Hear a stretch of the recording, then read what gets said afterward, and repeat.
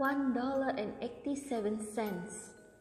That was all, and 60 cents of it was in pennies. Pennies saved 1 and 2 at a time by bulldozing the grocer and the vegetable man and the butcher until one's cheek burned with the silent imputation of parsimony that such close dealing implied. 3 times Della counted it, $1.87, and the next day would be Christmas. There was clearly nothing to do but flop down on the shabby little couch and howl. So Della did it, which instigates the moral reflection that life is made out of snubs, sniffles, and smiles, with sniffles predominating. While the mistress of the home is gradually subsiding from the first stage to the second, take a look at the home. A furnished flat at $8 per week. It did not exactly beggar description, but it certainly had that word on the lookout for the medicincy squad. In the vestibule below was a letter box into which no letter would go, and an electric button from which no mortal finger could coax a ring. Also, appertaining thereunto was a card bearing the name Mr. James Dillingham Young. The Dillingham had been flung to the breach during a former period of prosperity when its possessor was being paid $30 per week. Now, when the income was shrunk to $20 though, they were thinking seriously of contracting to a modest and unassuming deed. But whenever Mr. James Dillingham Young came home and reached his flat above, he was called Jim and greatly hugged by Mrs. James Dillingham Young, already introduced to you as Della, which is all very good. Della finished her cry and attended to her cheeks with the powder rag. She stood by the window and looked out dully at a gray cat walking a gray fence in a gray backyard. Tomorrow would be Christmas Day, and she had only $1.87 with which to buy Jim a present. She had been saving every penny she could for months, with this result. $20 a week doesn't go far. Expenses had been greater than she had calculated. They always are. Only $1.87 to buy a present for Jim, her Jim. Many a happy hour she had spent planning for something nice for him. Something fine and rare and sterling, something just a little bit near to being worthy of the honor of being owned by Jim. There was a pier glass between the windows of the room. Perhaps you have seen a pier glass in an $8 flat.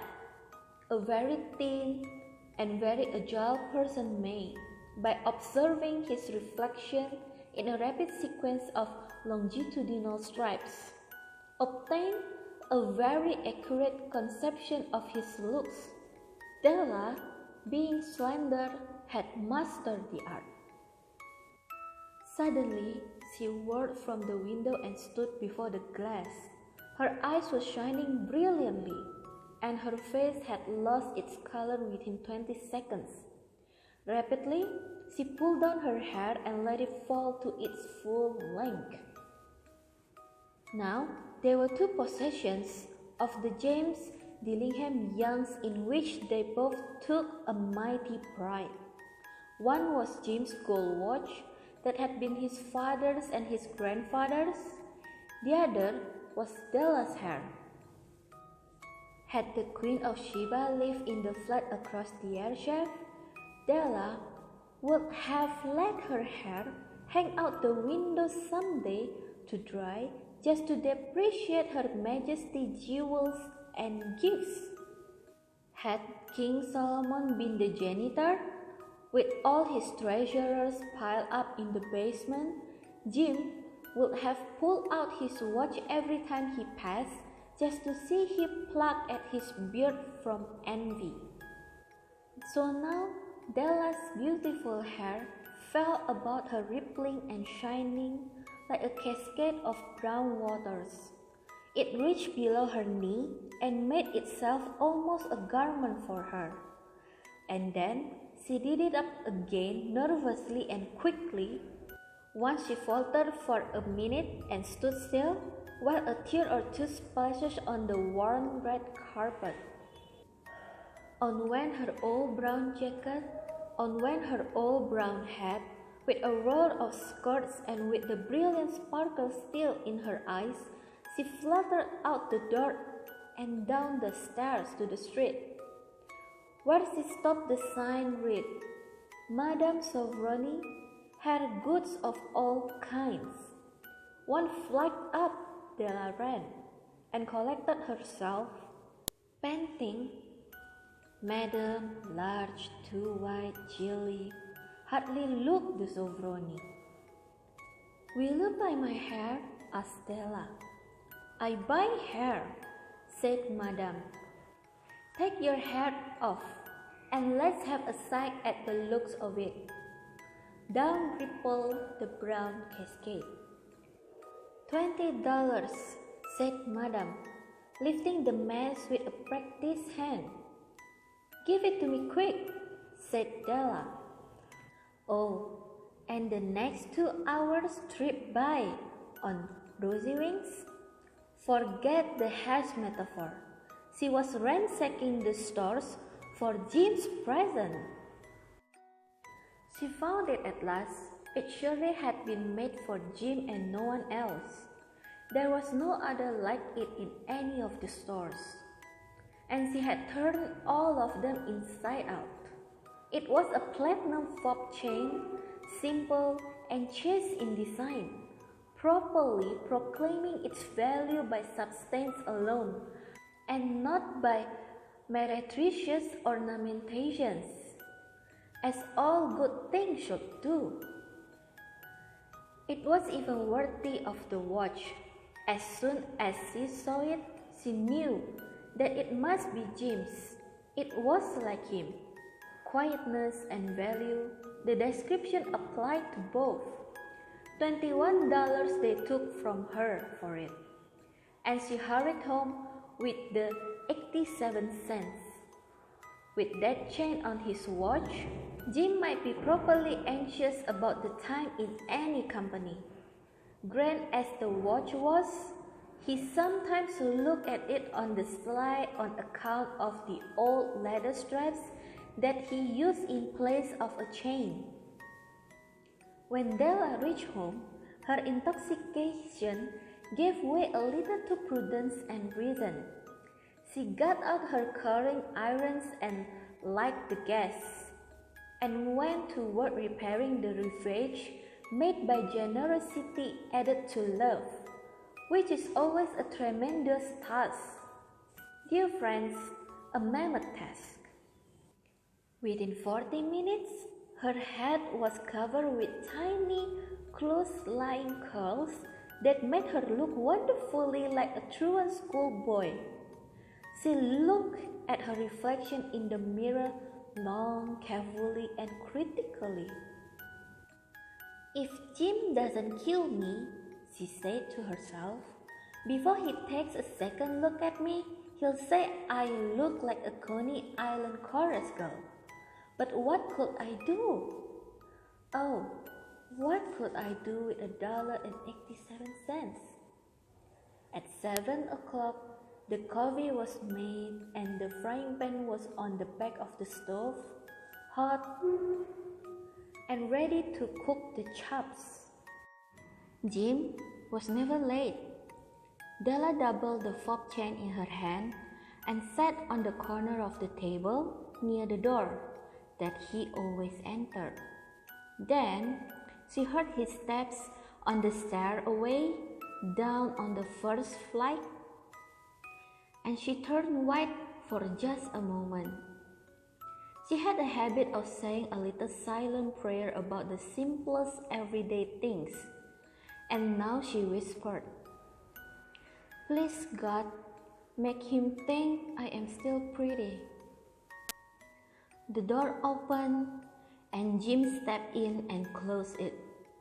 He looked thin and very serious. Poor fellow, he was only 22, and to be burdened with a family, he needed a new overcoat, and he was without gloves. Jim stopped inside the door, as immovable as a setter at the sense of coil.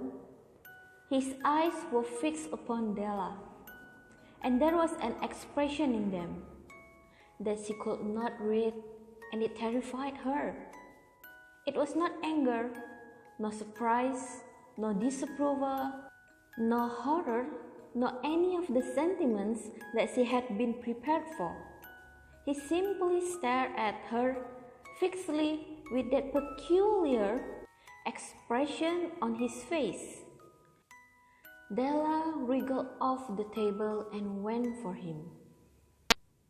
"Jim, darling," she cried, "don't look at me that way. I had my hair cut off and sold because I couldn't have lived through Christmas without giving you a present. It'll grow out again. You won't mind, will you?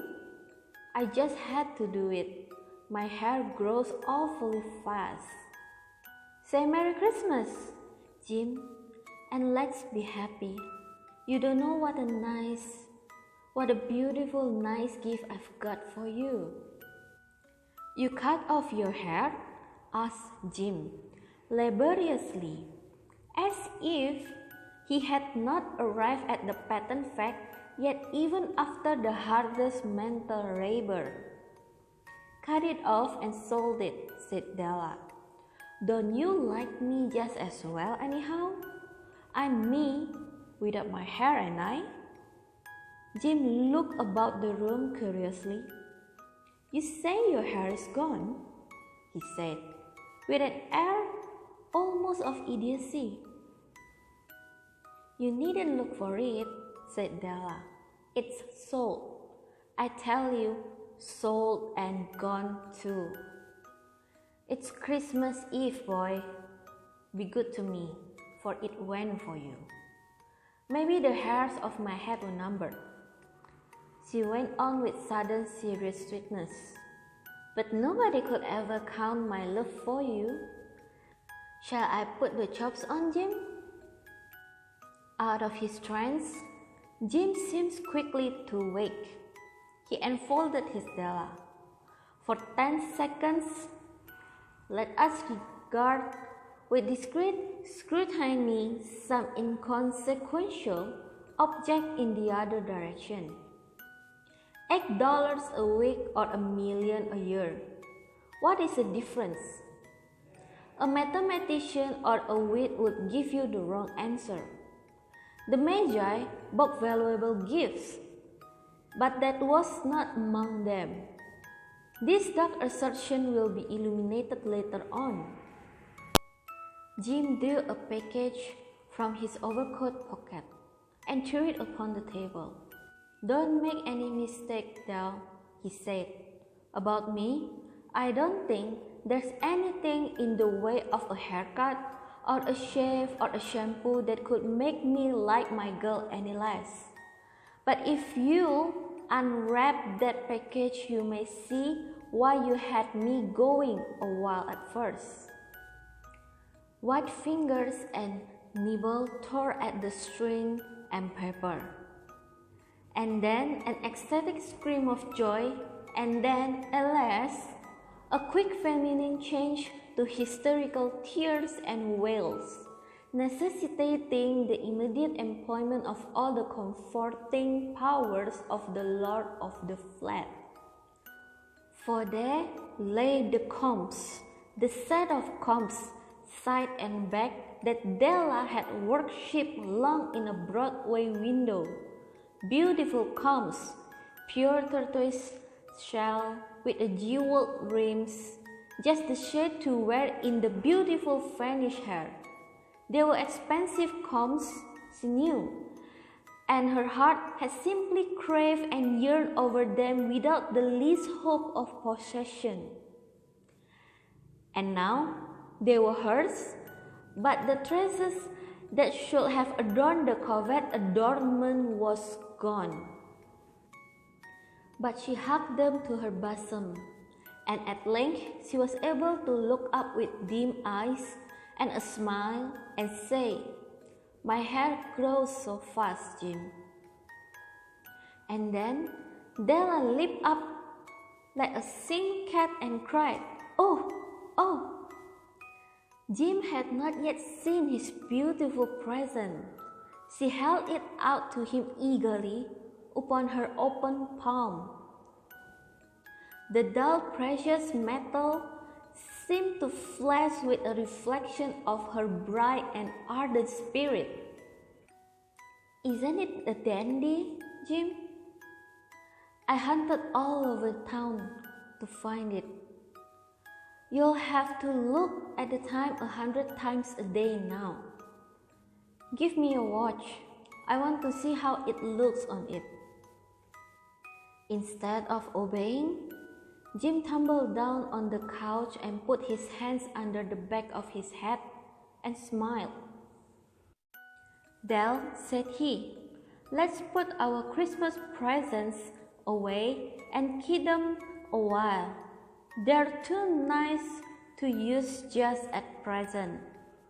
I sold the watch to get the money to buy your combs, and now suppose you put the chops on." The Magi, as you know, were wise men, wonderfully wise men, who brought gifts to the babe in the manger. They invented the art of giving Christmas presents. Being wise, their gifts were no doubt wise ones, possibly bearing the privilege of exchange in case of duplication.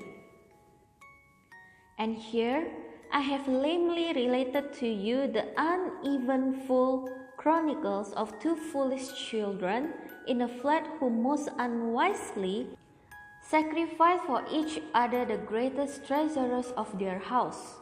But in a last word to the wise of these days, let it be said that of all who give gifts, these two were the wisest. Of all who give and receive gifts, such as they are wisest. Everywhere they are wisest. They are the Magi.